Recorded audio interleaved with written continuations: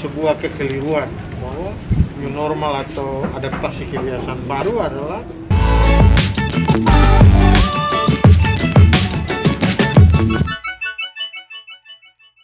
Assalamualaikum warahmatullahi wabarakatuh.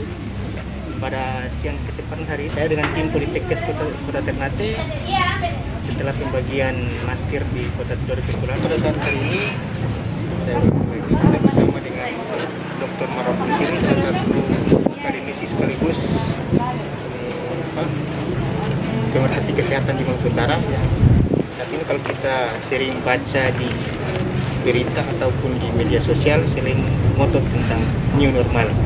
Pada kesempatan hari ini kita akan tanya-tanya sedikit tentang beliau, apa sih itu new normal kepada beliau. Oke, terima kasih host Yadi. Assalamualaikum warahmatullahi wabarakatuh. Oke, kita jumpa lagi. Kebetulan hari ini kami sama teman-teman tim dari Politekes Kemenkes Ternate. Ini tanya serentak ya seluruh Indonesia, Pak. Jadi pembagian masker. Saya kebetulan juga bagian dari pemerintahan Kota Tidore Kepulauan, dihubungi. Saya juga kebetulan saat ini alumni Politekes Ternate juga. Jadi sama-sama kawan-kawan Politekes kita melakukan pembagian. Bahkan ya, salah mengartikan apa yang dimaksud dengan new normal. Bahkan ada menganggap kalau new normal itu berarti sudah kembali ke normal, sudah seperti biasa. Kalau ini kan sebuah kekeliruan bahwa new normal atau adaptasi kebiasaan baru adalah kita melakukan hal-hal baru yang dulu mungkin tidak pernah kita lakukan. Misalnya saat ini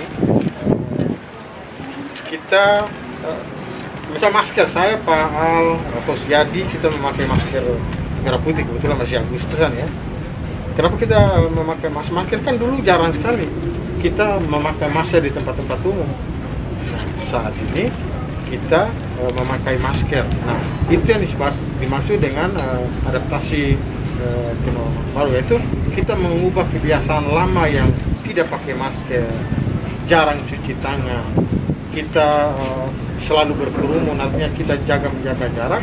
Nah, adaptasi kebiasaan baru adalah kita mengadaptasi kebiasaan yang dulu tidak kita lakukan. Tadi seperti saya contohkan, pakai masker, kita rajin-rajin cuci tangan, jaga jarak. Begitupun dalam aktivitas kita dalam bekerja, misalnya dulu kita kalau bekerja itu atau kita melakukan kegiatan-kegiatan indoor di dalam ruangan, kita mengabaikan protokol. Sekarang sudah tidak bisa. Ada 3 hal yang harus diperhatikan. Pertama adalah soal durasi, kemudian ventilasi dan jaga jarak. Maksudnya kita kalau di ruangannya tertutup, maka kita tidak boleh lebih dari 1 jam atau bahkan harus di bawah itu 30 sampai 45 menit. Itu kan kebiasaan baru yang dulu mungkin kita tidak lakukan. Kemudian kita juga harus memperhatikan ventilasi. Nah, memang hasil riset di banyak tempat di Amerika, kemudian di Italia, banyak petugas kesehatan terkena COVID. Kenapa mereka terkena COVID? Karena mereka terpapar di dalam ruangan-ruangan yang dengan AC, dengan pendingin ruangan.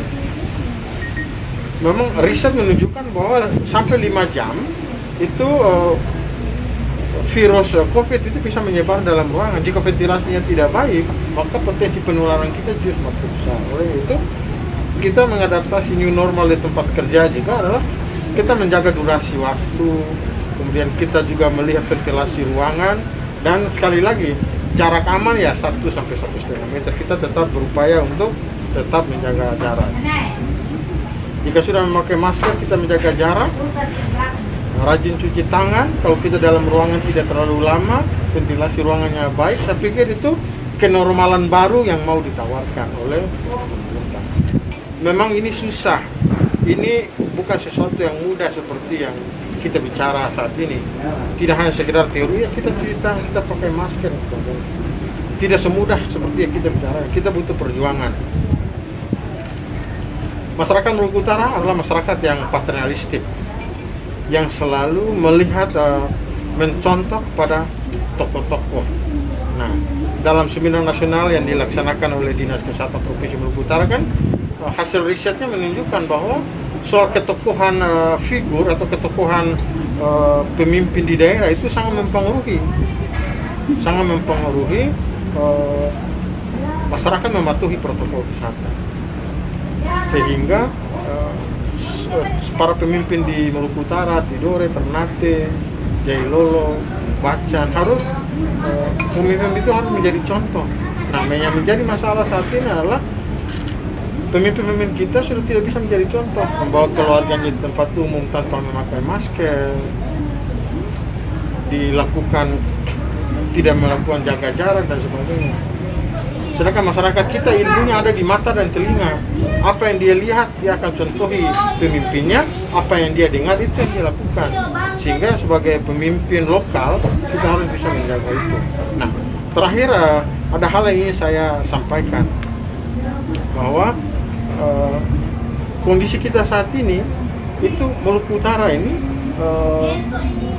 kita punya RT-nya, reproduksi rate-nya itu masih di atas 1. Itu artinya apa? Tingkat penyebaran kita masih cukup tinggi. Nah, kita harus sadar jangan sampai dan saya lihat juga strategi kita di banyak kabupaten kota kita sudah berubah. Dulu kita kan pasif cash funding, kita mencari pasien. Sekarang saya lihat hampir semua tim gugus itu tidak aktif, kita malah pasif. Kasih pasif cash funding. Kita menunggu nanti ada orang yang datang. Saya pikir ya kita harus galakkan lagi tracking, kemudian kita galakkan lagi pemeriksaan. Kalau ditemukan kita harus segera kita obati. Nah, tadi pada saat pembagian masker kita melihat tidak semua orang memakai masker. Sebagai pemerintah, sebagai institusi pendidikan, kita tidak boleh menyerah. Kalau satu kali kita bilang belum bisa, kita butuh 10 kali. Jika 10 kali belum bisa, kita butuh 100 kali. Jika 100 kali belum cukup, kita butuh 1000 kali. Jika 1000 kali belum cukup, kita butuh 1 juta kali. Kata kuncinya adalah jangan pernah menyerah untuk melakukan perubahan. Terima kasih. Assalamualaikum warahmatullahi wabarakatuh. Ya, terima kasih kepada Dr. Marwan Pulisri. Jadi pada intinya di new normal ini kita harus tetap menjaga protokol kesehatan, ya, tetap menggunakan masker, kemudian jaga jarak, dan kemudian cuci tangan di ruang kerja harus menjaga jarak.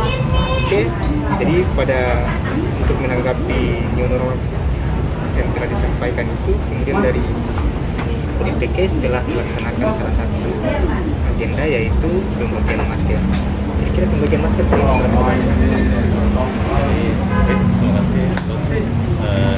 Dari yang direncanakan oleh Kementerian Kesehatan melalui PT atau tugas di daerah itu 26.000 per PT-nya. Jadi untuk Ternate pembagian 26.000 masker, dan pembagian masker ini dilaksanakan di Ternate dan di Duri.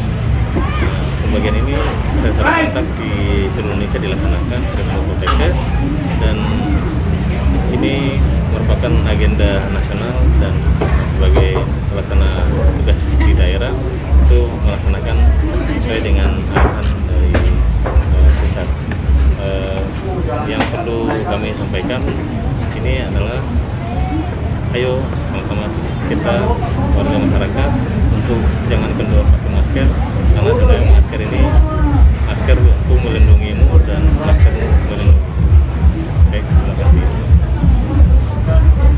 Jadi masker yang dibagikan di Politeknik Ternate sebanyak 26.000 dan dibagikan untuk kota Tidore dan kota Ternate. Oke, demikian pada kesempatan siang hari ini, karena menu-menu yang disajikan telah siap. Makan dulu. Selanjutnya kita makan dulu.